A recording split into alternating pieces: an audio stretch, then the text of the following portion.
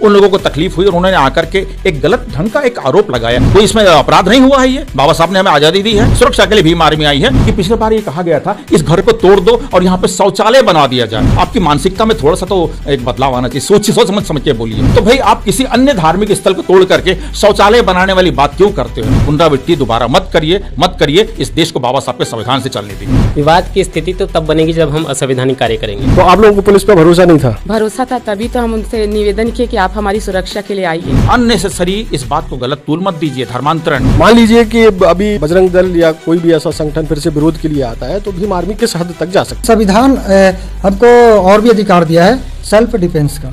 दोस्तों, मैंने अपने इस चैनल पर आप लोगों के साथ एक वीडियो शेयर किया था जहां पर छत्तीसगढ़ दुर्ग में एक जगह पर प्रार्थना सभा चल रही थी और अचानक वहां पर बजरंग दल पहुंच जाता है और उस परिवार के ऊपर धर्मांतरण का आरोप लगाता है। और बजरंग दल का ये आरोप होता है कि ये लोग यहाँ पर लोगों को पैसा देकर, प्रलोभन देकर लोगों का धर्म परिवर्तन करते हैं और मोस्टली ये लोग हिंदुओं को टारगेट करते हैं। और इन्होंने इस बात का आरोप भी लगाया कि ये खुद साहू परिवार के लोग हैं, लेकिन इन्होंने कन्वर्ट होकर यीशु मसीह पर विश्वास किया और अब ये दूसरों को भी यीशु मसीह पर विश्वास करने के लिए दबाव डालते हैं और पैसा देते हैं, प्रलोभन देते हैं। इस बात के मामले फिर यहाँ पर पुलिस तक भी पहुंच गए थे। हालांकि दोनों पक्षों के बाद में समझाइश के बाद में जो पूरे मामला था वो मैंने आप लोगों के साथ में शेयर किया था। लेकिन आज के इस वीडियो में अभी मैं आप लोगों के साथ एक वीडियो शेयर करने जा रहा हूं जिसमें किस प्रकार से भीम आर्मी ने इन लोगों को सपोर्ट किया और रक्षा की जा रही है कि अगर कोई विवाद की स्थिति बनती है तो भीम आर्मी उसका विरोध करेगी। तो भीम आर्मी के पदाधिकारी हमारे साथ हैं, हम मेश्राम जी से बात कर लेते हैं। आप लोग क्यों आए मेश्राम जी? आपके चैनल के माध्यम से सभी दर्शकों और सभी साथियों को जय भीम कहता हूं। मैं एक बात कहना चाहूँगा। सबसे बड़ी बात यह है कि India is a democratic country. Bharat एक प्रजातांत्रिक देश है और वो इसलिए है कि 26 जनवरी 1950 को इस देश में बाबा साहब का संविधान लागू हुआ था और तब से हमारा देश इंडिया एक प्रजातांत्रिक देश है, यानी कि डेमोक्रेटिक कंट्री है। और उसी बाबा साहब के संविधान में ये लिखा हुआ है कि सभी नागरिक बराबर हैं और सभी धर्मों को यहाँ पे बराबरी का अधिकार दिया हुआ है। सर, मैं बताना चाहूँगा कि बाबा साहब के संविधान में किसी धर्म को ऊपर और किसी धर्म को नीचे ऐसा नहीं दर्शाया गया। सब इक्वल है, सारे धर्म बराबर है। और यहाँ पे हम हर इंडियंस को, हर भारतीय नागरिक को किसी भी धर्म को अपनाने की, किसी भी धर्म को स्वीकार करने की पूर्ण रूपेण आजादी है। कोई भी व्यक्ति किसी भी धर्म में आ सकता है, जा सकता है और अपना पूजा पाठ प्रार्थना जो भी वो कर सकता है। उसी के तहत यहाँ पर हमारे जो भाई लोग हैं, हमारी बहनें हैं, ये जो इनको लगा कि भाई हमें क्रिश्चियन धर्म अपनाना है या मसीह समाज में जाना है, तो उसके लिए वो स्वतंत्र है, क्योंकि बाबा साहब का संविधान हमें धार्मिक स्वतंत्रता की पूर्ण रूपेण आजादी देता है। तो ये अपने घर में जो भी अपना प्रेयर है, अपने कुछ करीबी लोगों को, भाइयों को, साथियों को बुला करके प्रेयर कर रहे थे और शांति से प्रेयर कर रहे थे। तो कुछ अनगर्ल तत्व जो है, या बिल्कुल मैं तो उनका नाम भी लेना नहीं चाहता, उन लोगों को तकलीफ हुई और उन्होंने आकर के एक गलत ढंग का एक आरोप लगाया कि यहाँ पे धर्मांतरण किया जा रहा है। तो उनको मैं जवाब में ये कहना चाहूंगा कि धर्मांतरण कभी किसी का नहीं होता है, क्योंकि बाबा साहब ने ही धार्मिक स्वतंत्रता की आजादी हर भारतीय नागरिक को दी हुई है। आप किसी भी धर्म में जा सकते हैं, किसी भी इसमें ग्रहण कर सकते हैं। तो उसी के तहत अगर हमारे इन बहनों ने, हमारे इन भाइयों ने अगर मसीह समाज में जाकर के ईसाई धर्म को स्वीकार किया तो कोई गलत काम नहीं किया, कोई इसमें अपराध नहीं हुआ है। ये बाबा साहब ने हमें आजादी दी है, तो उसके तहत अगर अपने घर में प्रेयर कर रहे हैं तो बाकी लोगों को तकलीफ होने की आवश्यकता नहीं है, क्योंकि भाई ये देश किसी की बपौती से नहीं चलेगा। ये देश चलेगा तो केवल और केवल बाबा साहब के संविधान से चलेगा और उसी संविधान के तहत हम लोग काम करते हैं। हाँ, भीम आर्मी इसलिए आई है कि अभी विगत पिछले सप्ताह जो गलत ढंग की घटना हुई थी और गलत आरोप प्रत्यारोप लगा गए थे, इनके ऊपर में एक तरह का जान का खतरा था, है ना, और मतलब वाहियात टाइप की बातें हो रही थी। मैं उन शब्दों को रिपीट करना मैंने उचित नहीं समझता हूं। तो इसके लिए भीम आर्मी आई कि भाई इस सप्ताह भी ये शांति से, प्रेम से अपने भाई और बहन लोग अपना प्रेयर करते हैं, प्रार्थना करते हैं, तो बाकी लोगों को तकलीफ न हो और वो फिर से कोई उस घटना की पुनरावृत्ति न हो, इसके चलते भीम आर्मी की दुर्ग जिले की समस्त टीम आई हुई है। और यहां पर हमने एक कहते हैं कि prevention is better than cure, तो कहते हैं कि इलाज से बचाव बेहतर है। तो हम लोग एक बचाव करने के लिए आए हैं। अभी थोड़ी देर पहले यहाँ पे नेवई थाने के हमारे अधिकारीगण आए थे, हमने उन्हें भी कहा कि सर यहाँ पे कुछ नहीं हो रहा है, हम लोग केवल इसके लिए आए कि यहाँ पे गलत घटना की, पिछले सप्ताह की घटना की पुनरावृत्ति न हो, सुरक्षा के लिए भीम आर्मी आई है। और आपको बता दो, आपके चैनल के माध्यम से बता दो कि भीम आर्मी इस देश में बहुजनों के ऊपर में जब किसी पर भी अत्याचार होता है, चाहे छोटा से छोटा व्यक्ति हो और चाहे बड़ा से बड़ा व्यक्ति हो, अगर उसका सामाजिक किसी तरह का बहिष्कार होता है, गलत होता है, तो भीम आर्मी पुरजोर तरीके से उसका विरोध करेगी, क्योंकि भीम आर्मी सदैव बाबा साहब की आइडियोलॉजी को मान के चलती है और उसी बाबा साहब के लिखे हुए संविधान को लेकर के चलती है। हम संविधान की शपथ लेकर के, इस देश का अगर मैं समझता हूं सबसे बड़ा ग्रंथ अगर कोई है तो वो है केवल मेरे बाबा साहब का संविधान,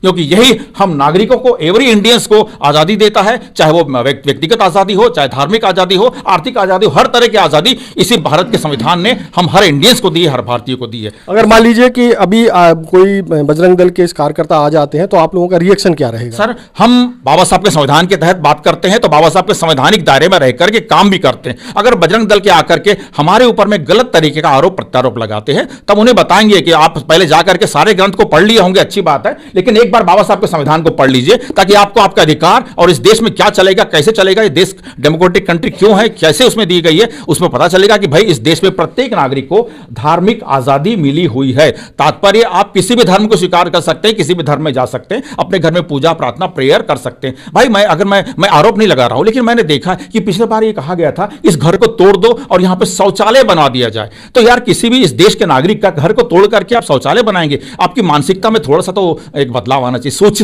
समझ के बोलिए, है नहीं? तो जहां तक मैंने देखा, मैं पुनः कह रहा हूं आपके चैनल के, मैंने कभी किसी का विरोध नहीं किया। इस देश में, इसी भारत देश में नेशनल हाईवे के बीचों बीच में भी कई मंदिर है साथियों, आपने देखा होगा मंदिर है, लेकिन कभी किसी ने उसका विरोध किया क्या कि भाई ये मंदिर हटा दीजिए, यहां पे हाईवे बनने वाला नहीं, बल्कि हाईवे बनाने वालों ने थोड़ा साइड लेकर के, थोड़ा तिरछा लेकर के रोड को बनाया, लेकिन मंदिर को नुकसान नहीं पहुंचाया। तो भाई आप किसी अन्य धार्मिक स्थल को तोड़ करके शौचालय बनाने वाली बात क्यों करते हो? मेरे भाइयों, मेरे बहनों, इस तरह की अनैतिक बातें न करो। बाबा साहब के संविधान से देश चलेगा। मैं पुनः कहता हूं, किसी की बपौती नहीं है ये देश, कंट्री, ये बाबा साहब का संविधान है, उससे देश चलता है और उसीलिए इंडिया विश्व की सबसे बड़ी डेमोक्रेटिक कंट्री कहा जाता है, क्योंकि धार्मिक आजादी, आर्थिक आजादी, स्वतंत्रता की हर तरह की आजादी केवल ये संविधान हम सबको देता। उसी के तहत हमारी बहनें, हमारे भाई यहां पर अपने घर में प्रेयर करते हैं, अच्छी बात है, कोई गलत नहीं है। तो मैं आप सबसे निवेदन करूंगा कि पुनः मेरे भाइयों, मेरे बहनों, हम सभी इस देश के नागरिक हैं, प्रेम सौहार्द लाइए, प्रेम से रहिए, इस समाज को भिलाई। वैसे भी मिनी इंडिया है। क्यों मिनी इंडिया है? क्योंकि यहां पर हर प्रांत के, हर स्टेट के लोग थोड़े तादाद में, किसी एक स्टेट का व्यक्ति इस छत्तीसगढ़ राज्य में नहीं है, इसलिए इसे मिनी इंडिया कहा जाता है। तो मिनी इंडिया में प्यार, सौहार्द, स्नेह और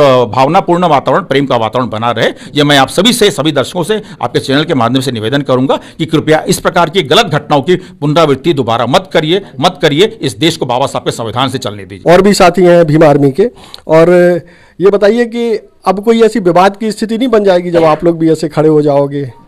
विवाद की स्थिति तो तब बनेगी जब हम असंवैधानिक कार्य करेंगे। पिछले रविवार जो हुआ, जिस तरीके से बजरंग दल के साथी आकर के यहाँ पर हंगामा किया और उसके बाद हमारे पीड़ित परिवार को पुलिस स्टेशन में बैठाया गया और हम लोगों ने फिर उसके विरोध में जब एक्शन लिया, तो पुलिस वालों को ये हम लोगों ने सूचना दी थी कि सर आने वाले रविवार भी हम लोग जो है यहाँ पर लगाएंगे, चर्च लगाएंगे, तो आप लोगों से सुरक्षा की हम लोग वो निवेदन करते हैं करके।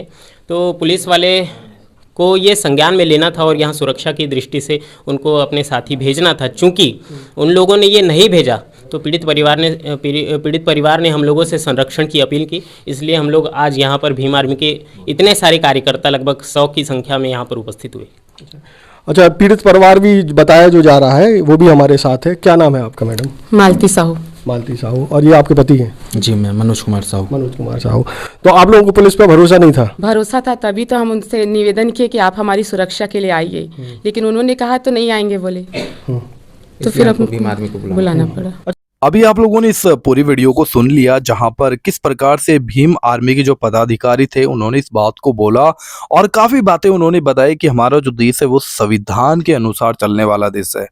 और ऐसा नहीं है कि हमारे देश का जो संविधान है वो किसी एक स्पेशल धर्म के लिए नहीं, ये सबके लिए, चाहे हिंदू हो, चाहे मुस्लिम हो, सिख हो, ईसाई हो या फिर कोई भी हो, सबके लिए एक समान है। लेकिन अगर किसी मोस्टली एक धर्म को टारगेट किया जाए और उनके ऊपर आरोप लगाए जाए तो ये कहीं ना कहीं ये बातें सही नहीं है। और इन्होंने इस बात को भी बोला कि यहाँ पर ये जो परिवार है, साहू परिवार है, ये जब इन्होंने यीशु मसीह पर विश्वास किया तो उससे पहले इन्होंने सब कुछ अपनी लाइफ में कर देखा। जगह जगह पर ये लोग गए लेकिन कहीं भी इनको फायदा नहीं हुआ। लेकिन जब इन्होंने यीशु मसीह पर विश्वास किया और जब यीशु मसीह को जाना तो यीशु मसीह ने इनके जीवन में कार्य किया।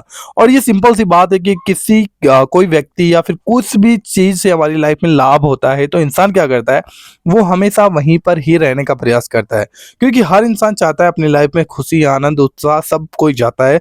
लेकिन ये जो परिवार है इसका भी कुछ इस तरीके का था कि जब ये अपनी लाइफ में समस्याओं का सामना कर रहे थे, जब ये परेशानियों से गुजर रहे थे, इनके बेटे बीमार थे, सो बहुत सी चीज़ें इन्होंने अपनी लाइफ में देखी, लेकिन कहीं पे कोई आराम नहीं आया। तब उन्होंने यीशु मसीह की शरण में आकर यीशु मसीह से प्रार्थना की और सच में खुदावंद यीशु मसीह ने कार्य किया।